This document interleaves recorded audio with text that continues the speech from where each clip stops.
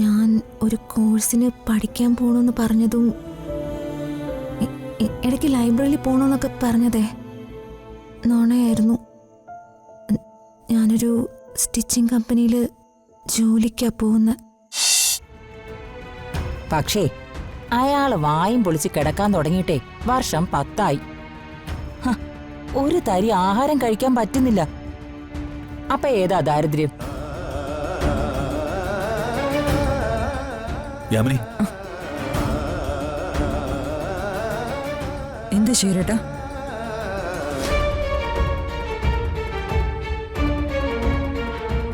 ഇതാ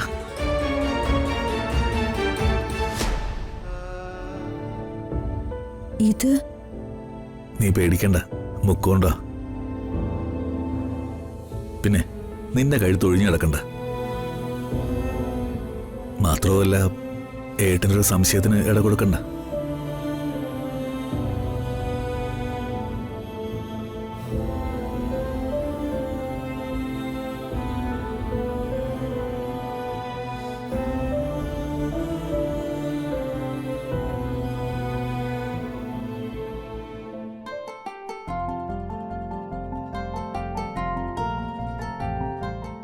എടീ, മോനെ വിളിക്കണല്ലേ?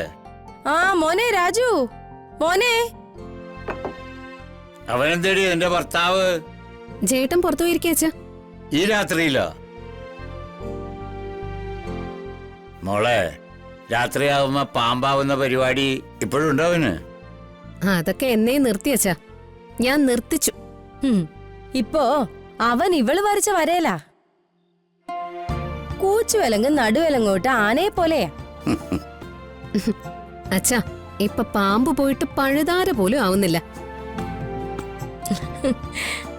പിന്നെ സങ്കടം കണ്ട് ഞാൻ കഴിഞ്ഞ ഓണത്തിന് ഞാൻ ഒരുത്തനെ വിട്ട് ഒരു കുപ്പി മേടിച്ചു കൊടുത്തു. ഇതൊക്കെ വേണ്ടാത്ത പണി. അച്ഛാ, അതിന്റെ ഒരു തമാശ കേട്ടോ. ഉത്രാടത്തിന്റെ അന്ന് വൈകിട്ടാ ഞാൻ ഈ കുപ്പി വരുത്തി കൊടുത്ത. അന്ന് വൈകുന്നേരം മുതല് ഈ കുപ്പിയുടെ കഴുത്തിൽ ഒരു മുല്ലമാലയും ഇട്ട് ജേട്ടൻ ധ്യാനം തുടങ്ങി. എന്നിട്ട് കുടിച്ചില്ലേ? ഒരു തുള്ളി കുടിച്ചില്ല. എന്താ കുടിക്കാത്തേന്ന് ഞാൻ ചോദിച്ചപ്പോ പറയാ, കുടിച്ചാ ഇത് തീർന്നു പോവില്ലേന്ന്. ഉത്രാടം, തിരുവോണം, അവിട്ടം, ചതയം, പൂരുരുട്ടാതി, ഉത്രട്ടാതി. ഉത്രട്ടാതിയുടെ അന്ന് വൈകിട്ട് ഓണം തീർന്നപ്പോഴാ ജേട്ടൻ ആ കുപ്പി പൊട്ടിച്ച്.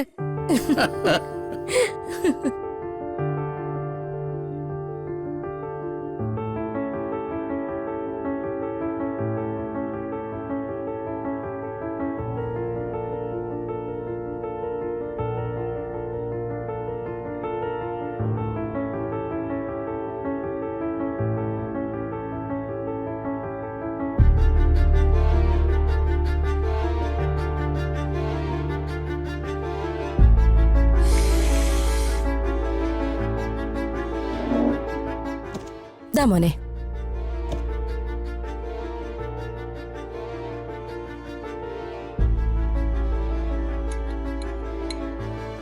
ഏയ്, അതൊന്നും വേണ്ടമ്മേ. നിനക്കെന്താടാ ഒരു ടെൻഷൻ പോലെ? ഏയ്, ഒന്നുമില്ലമ്മേ, എനിക്ക് ടെൻഷനൊന്നുമില്ല. എടാ, നാളെ മുതൽ ഓഫീസിൽ പോണ്ടേ? പോണം. എല്ലാം ഒന്ന് ഓർഡർ ആക്കി കൊടുക്കുന്നവരെ പോയേ പറ്റൂ. സ്റ്റാഫുകളെല്ലാം ആയോടാ? ആ, സ്റ്റാഫുകളൊക്കെ അത്യാവശ്യത്തിനുണ്ടച്ചാ. പക്ഷെ അതൊന്നും പോരാ, കുറെ പേരെ കൂടി പോസ്റ്റ് ചെയ്യണം. എടാ, വേക്കൻസി ഉണ്ടെന്ന് അറിഞ്ഞാലേ ജോലി തേടി കാൻഡിഡേറ്റ്സ് ഇടിച്ചു കയറും. അപ്പോയിന്റ് ചെയ്യാനായിട്ട് ഫാഷൻ ഡിസൈനിങ് പഠിച്ചവർ വേണ്ടേ ചേച്ചി? ഒത്തിരി പേരുണ്ടടാ, നിനക്ക് അറിയാൻ പാടില്ല ഞേട്ടാ. ഈ ഓഫീസ് ഒന്ന് സജീവമാക്കിയിട്ട് വേണം എനിക്ക് തിരിച്ചു പോവാൻ. മോന് പോയേ പറ്റുമല്ലേ? പോണോമ്മേ.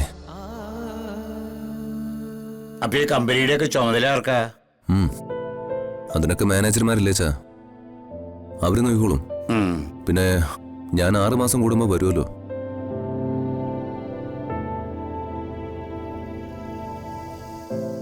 മതി,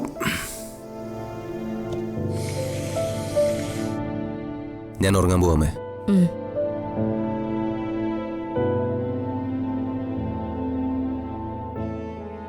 എന്തെല്ലാം നേടിയിട്ടും നമ്മുടെ മോനൊരു സന്തോഷമില്ല. അവന്റെ സന്തോഷം എന്താണെന്ന് മാതാപിതാക്കളായ നമ്മൾ കണ്ടെത്തണം. അത് നിറവേറ്റി കൊടുക്കണം.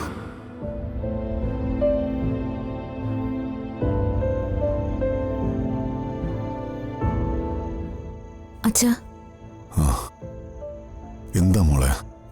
ഞാനൊരു കാര്യം പറഞ്ഞ അച്ഛനോട് ദേഷ്യമൊന്നും തോന്നരുത്. എന്തെങ്കിലും പ്രശ്നമുണ്ടോ? പ്രശ്നം ഉണ്ടോന്ന് ചോദിച്ചാ ഞാൻ അച്ഛനോടൊരു കള്ളം പറഞ്ഞു. പക്ഷെ മനഃപൂർവ്വമൊന്നുമല്ല.